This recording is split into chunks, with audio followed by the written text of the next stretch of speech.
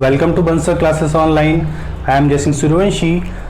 बेटा हमने cell chapter को कंप्लीट कर लिया है। लास्ट लेक्चर में हमने टिश्यू चैप्टर स्टार्ट किया था और टिश्यू चैप्टर का इंट्रोडक्शन पार्ट हमने डिस्कस कर लिया है। टिश्यू का मतलब क्या होता है और कुछ साइंटिस्ट के नेम हमने देखे थे, कुछ ब्रांचेस देखी थी बेटा हमने टिश्यू से रिलेटेड, और हमने प्लांट्स में कौन कौन से टाइप के टिश्यूज होते हैं तो फ्लो चार्ट बनाया था एक, जिसमें हमने देखा कि प्लांट में मेनली दो तरह के टिश्यूज प्रेजेंट होते हैं। फर्स्ट है बेटा मेरिस्टेमेटिक टिश्यू और सेकंड है परमानेंट टिश्यू।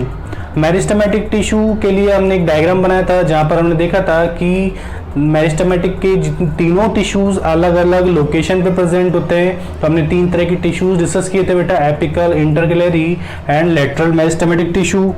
तो हमने एपिकल मेरिस्टेमेटिक टिश्यू देख लिया था कि एपिकल मेरिस्टेमेटिक टिश्यू कहां प्रेजेंट होते हैं बेटा, टिप पार्ट पे, स्टेम और रूट की। नेक्स्ट है इंटरकैलरी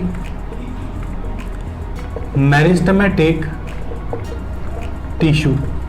इंटरकैलरी मेरिस्टेमेटिक टिश्यू, तो ये टिश्यू भी अलग जगह प्रेजेंट होते हैं। आपने डायग्राम में देखा था, these are present at the internodes of stem and the base of leaf। कहाँ प्रेजेंट होते हैं बेटा ये टिश्यूज, तो इंटरनोडल रीजन में प्रेजेंट होते हैं और साथ ही साथ जहाँ पे लीफ जुड़ी होती है पेटियोल वाले पार्ट पे ये टिश्यूज प्रेजेंट होते हैं। तो हमने देखा है कि बहुत सारे प्लांट्स में आपको स्टेम पे इस तरीके से, ये स्टेम पे इस तरीके से आपको नोडल रीजन और इंटरनोड्स दिखाई देते हैं। ठीक है, ये जो होता है बेटा इसको बोलते हैं हम नोड्स, और दो नोड्स के बीच का जो ये स्पेस है इसको बोलते हैं बेटा हम इंटरनोड्स। इसको क्या बोलते हैं बेटा हम, इंटरनोड्स। तो नोड्स और इंटरनोड्स पे इंटरकैलरी मेरिस्टेमेटिक टिश्यूज प्रेजेंट होते हैं and they are responsible for the primary growth. They are responsible for the primary growth in plants. ये प्लांट्स में प्राइमरी ग्रोथ करते हैं, मतलब ये स्टेम की लेंथ को बढ़ाने का काम करते हैं। ठीक है, स्टेम की हाइट को बढ़ाने का काम करते हैं, मतलब प्राइमरी ग्रोथ कर रहे हैं। प्लांट जब बेटा हाइट में इंक्रीज हो रहा है मतलब प्लांट के अंदर प्राइमरी ग्रोथ देखने को मिल रही है। तो हमने देखा कि apical meristematic tissue tip part present होते हैं और जितने भी इंटरकैलरी मेरिस्टेमेटिक टिश्यू है वो स्टेम पे नोडल और इंटरनोडल रीजन पे प्रेजेंट होते हैं। साथ के साथ जहाँ पे लीफ जुड़ी होती है तो लीफ के बेसल वाले पार्ट पे प्रेजेंट होते हैं। ये भी प्लांट में प्राइमरी ग्रोथ करते हैं, मतलब प्लांट की हाइट को इंक्रीज करते हैं, स्टेम की लेंथ को बढ़ाने का काम करते हैं। तो इंटरकैलरी मेरिस्टेमेटिक टिश्यू भी हमने देख लिया, नोट डाउन कीजिए। इसके बाद हम नेक्स्ट जो कि लेटरल मेरिस्टेमेटिक टिश्यू है उसको डिस्कस करते हैं। हमने अभी तक जो मेरिस्टेमेटिक टिश्यू है बेटा इनमें हमने तीन तरह के टिश्यू देखे थे, तो दो तरह के टिश्यू डिस्कस कर लिया है। फर्स्ट एपिकल मेरिस्टेमेटिक टिश्यू जो हमने लास्ट क्लास में डिस्कस किया था, और सेकंड है बेटा इंटरकैलरी मेरिस्टेमेटिक टिश्यू। तो ये टिश्यू नोडल और इंटरनोडल रीजन में प्रेजेंट होते हैं। नोड्स और इंटरनोड्स किसका कैरेक्टर है, तो नोड्स और इंटरनोड्स एक स्टेम का कैरेक्टर है। स्टेम पे नोड्स और इंटरनोड्स प्रेजेंट होते हैं। ये प्लांट की हाइट को इंक्रीज करता है, मतलब प्लांट में प्राइमरी ग्रोथ करने का काम करता है। ठीक है बेटा, रफ कर दूं उसको मैं।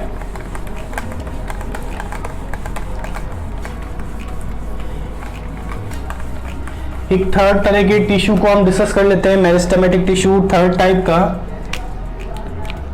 का मेरिस्टेमेटिक टिश्यू है बेटा lateral meristematic tissue.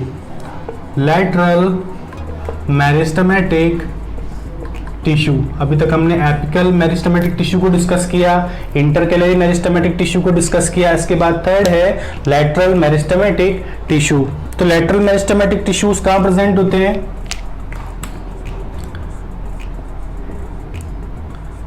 they are present at the lateral part of the plant.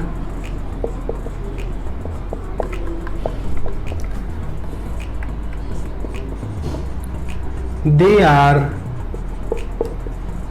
responsible for increasing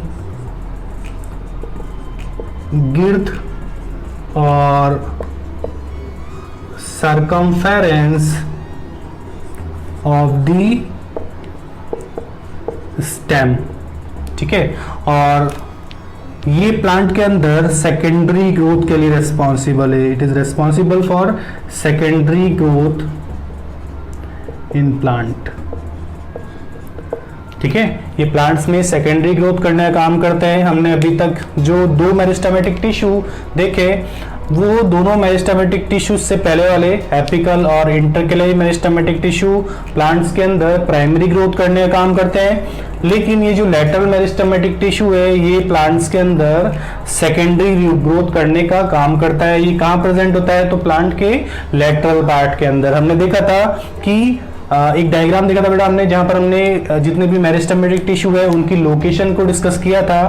तो apical meristematic tissue tip part पे प्रेजेंट थे, चाहे रूट का टिप पार्ट हो बेटा, चाहे लीफ, चाहे शूट का टिप पार्ट हो, दोनों टिप पार्ट पे प्रेजेंट होते हैं, स्टेम के टिप पार्ट पे भी और रूट के टिप पार्ट पे भी। तो प्लांट में प्राइमरी ग्रोथ करते हैं, मतलब रूट की लेंथ को भी बढ़ाते हैं और स्टेम की लेंथ को भी इंक्रीज करने का काम करते हैं, प्राइमरी ग्रोथ करते हैं।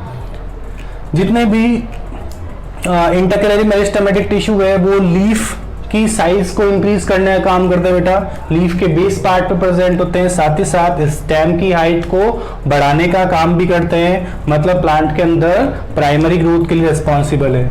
हमने थर्ड टाइप की टिश्यू डिस्कस किया मेरिस्टेमेटिक, जो है लेटरल मेरिस्टेमेटिक टिश्यू, और ये प्रेजेंट होता है लेटरल पार्ट में, हमने डायग्राम में देखा था।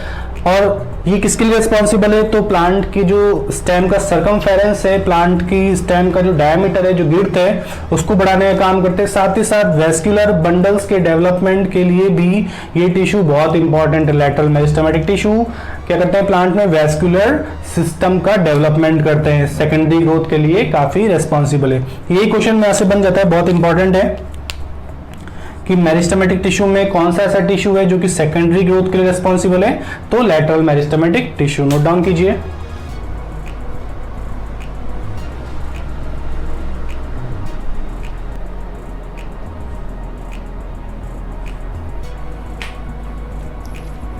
ठीक है बेटा, रफ कर दूं मैं इस पार्ट को। नेक्स्ट टिश्यू डिस्कस करते हैं बेटा हम। मेरिस्टेमेटिक टिश्यू कंप्लीट हो गए हैं।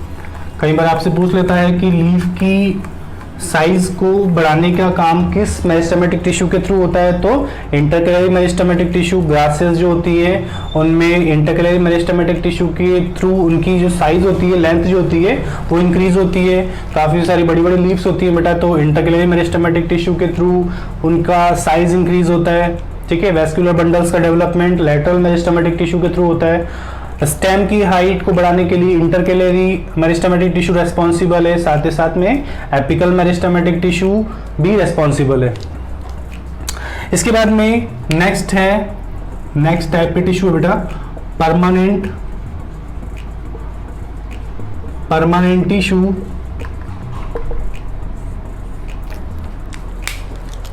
और परमानेंट टिश्यूज क्या होते हैं? They are derived from meristematic tissue. ये टिश्यू जो होते हैं किससे बनते हैं बेटा? ये टिश्यूज मेरिस्टेमेटिक टिश्यू के थ्रू ही फॉर्म होते हैं। They are derived from meristematic tissue. These tissue do not have ability to divide.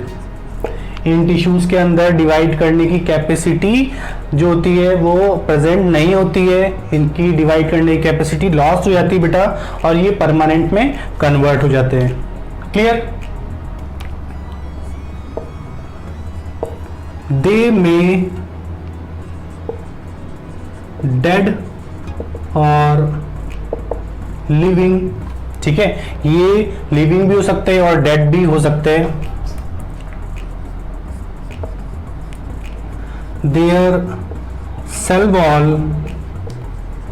Is composed of cellulose with deposition of different chemicals। ठीक है बेटा, दिख रहा है नीचे का आपको? ठीक है, दिख रहा है।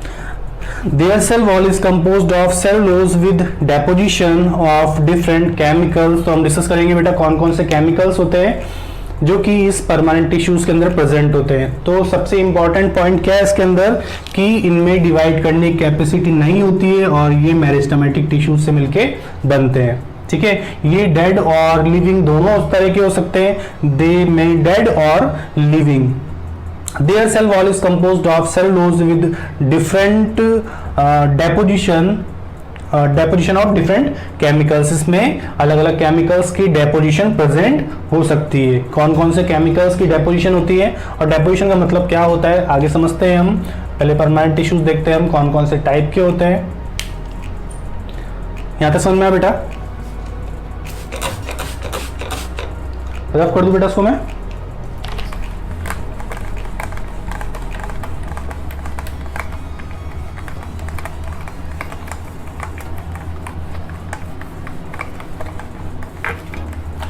इसके बाद में हम देखेंगे टाइप्स ऑफ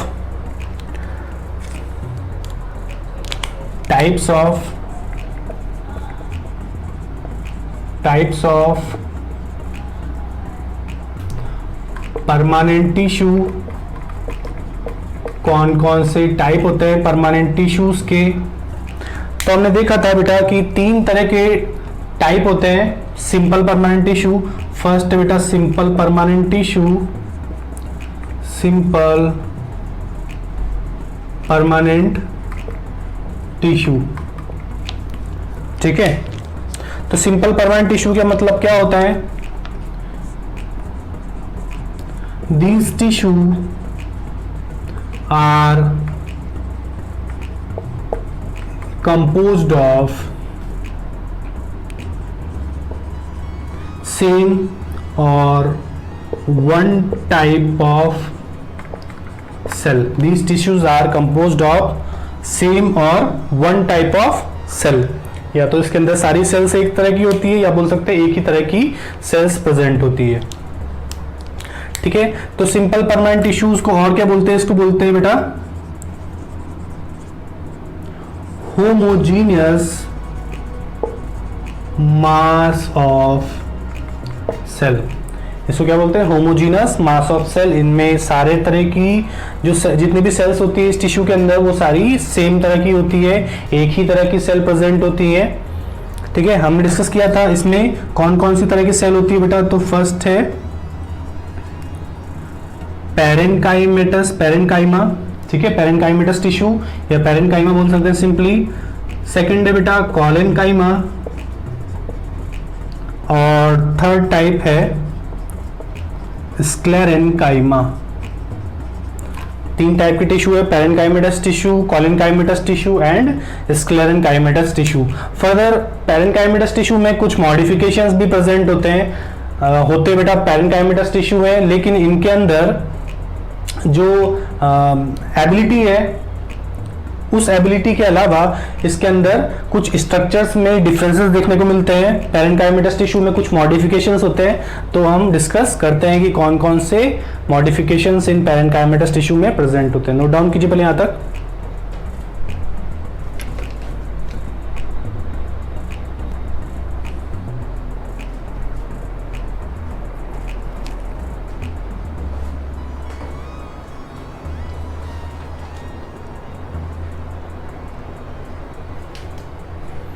ठीक है बेटा, रफ कर दूं इसको मैं।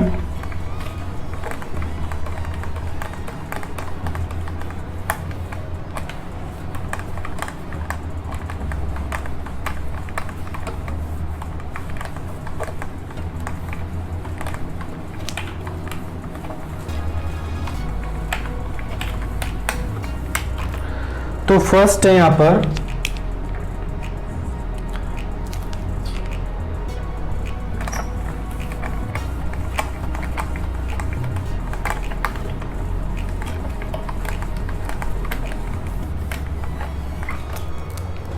फर्स्ट है बेटा यहां पर पैरेन्काइमेटस टिश्यू, पैरेन्काइमा, ठीक है। पैरेन्काइमा, पैरेन्काइमा क्या होता है बेटा? Parenchymatous tissue, they are most abundant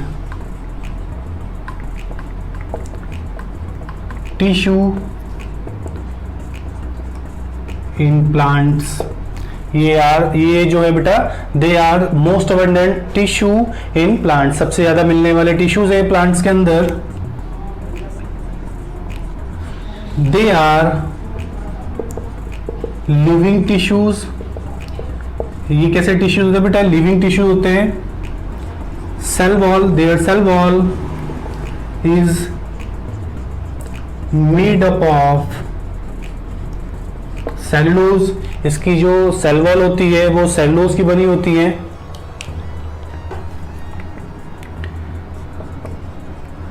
they are mainly responsible for storage of food in plants. They are mainly responsible for storage of food in plant. ठीक है, तो parenchymatous tissue plant में सबसे ज्यादा मिलने वाले टिश्यूज हैं। इनके अंदर जो है जितना भी सेल वॉल है सेलुलोज की बनी होती है, ये लिविंग टिश्यूज है। और इनमें ये जो टिश्यूज है बेटा मेनली फूड स्टोर करने का काम करते हैं। ठीक है, ये पैरेन्काइमेटस टिश्यू एक ऐसे टिश्यू है जिनके अंदर जितनी भी सेल्स प्रेजेंट है वो सारी सेल्स एक ही तरह की है, एक ही सेल से डिवाइड होकर बनी है, तो कॉमन फंक्शन को परफॉर्म करती है। सेलुलोज की सेल वॉल होती है। ठीक है, हम काफी सारे यहाँ पर मॉडिफिकेशंस देखेंगे कुछ पैरेन्काइमेटस टिश्यू के। यहाँ तक पहले नोट डाउन कर लीजिए एक बार।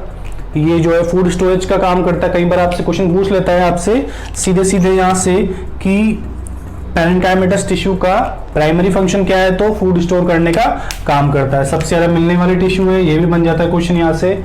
और ये हमेशा कैसे होते हैं? लिविंग होते हैं। यहाँ पे सेलुलोज की सेल वॉल प्रेजेंट होती है without any deposition of chemical. यहाँ पे कोई केमिकल का डेपोजिशन नहीं होता है सेल वॉल के ऊपर।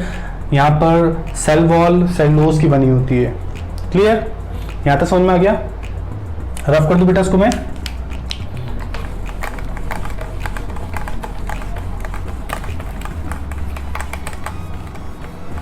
इसके बाद में हम कुछ मॉडिफिकेशंस देखते हैं।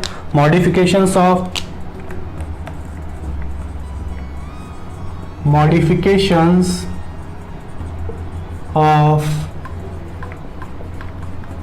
पैरेन्काइमा। ठीक है, कुछ मॉडिफिकेशंस है पैरेन्काइमेटस टिश्यू के। तो क्या क्या मॉडिफिकेशंस है? सबसे पहले हम देखते हैं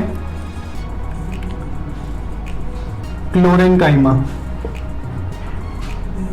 ठीक है, तो क्लोरेन्काइमा क्या होता है?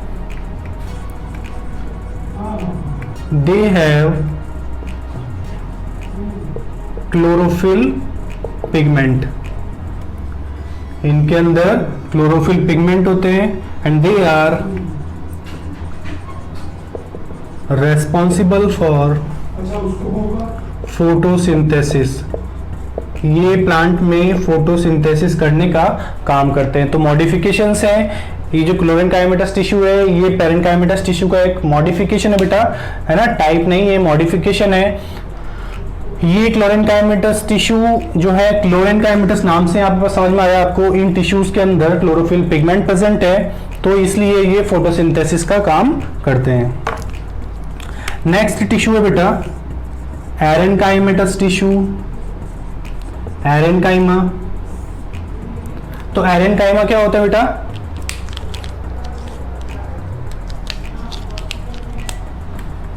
They have large air spaces. ठीक है, it provides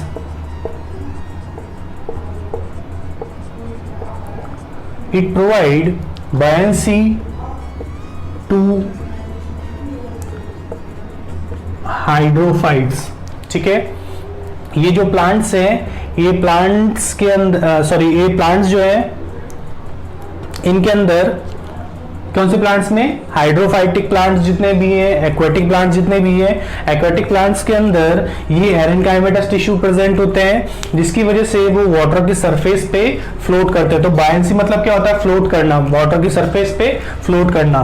तो जितने भी हाइड्रोफाइट्स हैं, जितने भी एक्वेटिक प्लांट्स हैं, उनमें फ्लोट करने की प्रॉपर्टी किसकी वजह से होती है, तो इन एरेनकाइमेटस टिश्यू की वजह से। और क्यों होती है इनके पास में ऐसी प्रॉपर्टी, तो इनमें एयर स्पेसेस प्रेजेंट है, उसकी वजह से इनका वेट जो होता है बेटा वो लाइट बना रहता है और ये वाटर की सरफेस पे इजीली फ्लोट कर पाते हैं। तो जितने भी हाइड्रोफाइटिक प्लांट्स है, उन हाइड्रोफाइटिक प्लांट्स के अंदर ये एरेनकाइमेटस टिश्यू प्रेजेंट होते हैं। तो हमने पेरेनकाइमेटस टिश्यू देखा कि पेरेनकाइमेटस टिश्यू में सेलुलोज की सेल वॉल है। पेरेनकाइमेटस टिश्यू हमेशा लिविंग होते हैं, इनमें कोई डेपोजिशन प्रेजेंट नहीं होता, इनमें इंट्रासेलुलर स्पेसेस प्रेजेंट होते हैं। कुछ मॉडिफिकेशंस देखिए बेटा हमने, जैसे क्लोरेनकाइमेटस टिश्यू के अंदर क्लोरोफिल पिगमेंट प्रेजेंट है, तो ये फोटोसिंथेसिस में हेल्प करते हैं। कई बार ये क्वेश्चन डायरेक्टली आपसे पूछ लेता है, यहाँ से डायरेक्ट क्वेश्चन बनते हैं बेटा, तो क्लोरोफिल पिगमेंट प्रेजेंट है इसलिए ये फोटोसिंथेसिस में हेल्प करता है। एरेनकाइमेटस टिश्यू में लार्ज एयर स्पेसेस है और इसकी वजह से ये बायंसी में हेल्प करता है। जितने भी हाइड्रोफाइटिक प्लांट्स है, जितने भी एक्वेटिक प्लांट्स है, नोट डाउन कीजिए।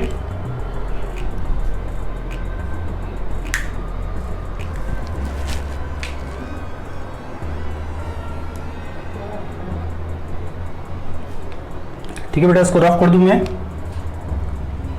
यहां तक समझ में आया आपको।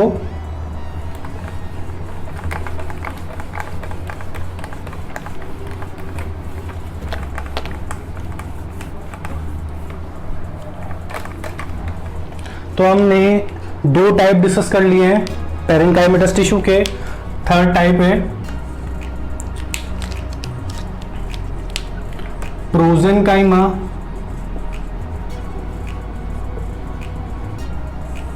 थर्ड टाइप बेटा प्रोजेनकाइमा।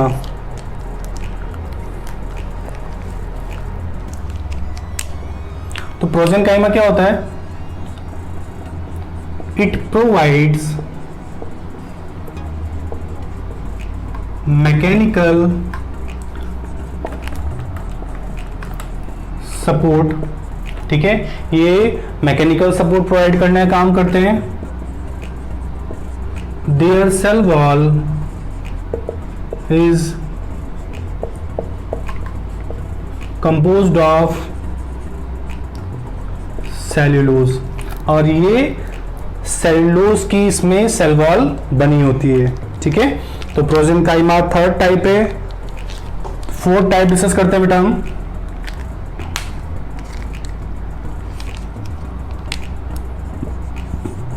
फोर्थ टाइप है बेटा idioblast. Idioblast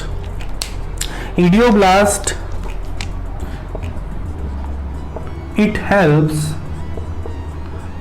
to store waste material।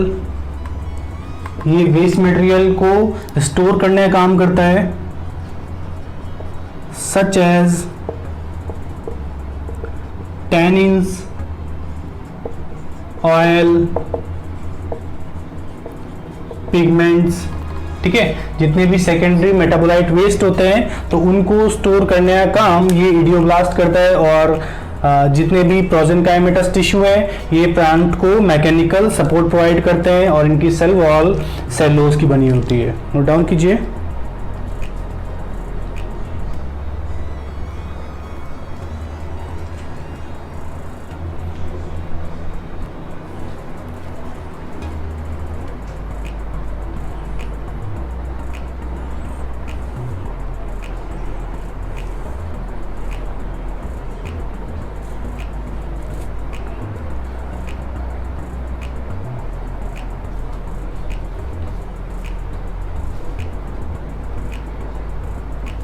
ठीक है बेटा, रफ कर दूं उसको मैं।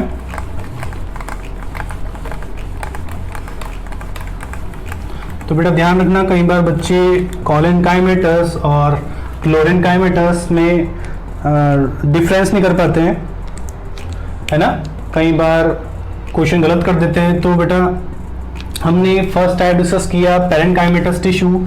आपको जो भी पॉइंट चल रहा हो बेटा, ए लिख रहे हो तो बी लिख लेना, फर्स्ट लिख रहे हो तो सेकंड लिख लेना, जिस हिसाब से भी आपने नंबरिंग कर रखी हो। तो बी है बेटा कॉलेनकाइमेटस टिश्यू, कॉलेनकाइमा। कॉलेनकाइमेटस टिश्यू हमेशा लिविंग टिश्यूज होते हैं। कैसे टिश्यू बेटा, ये हमेशा लिविंग टिश्यू होते हैं। इनकी जो सेल वॉल है,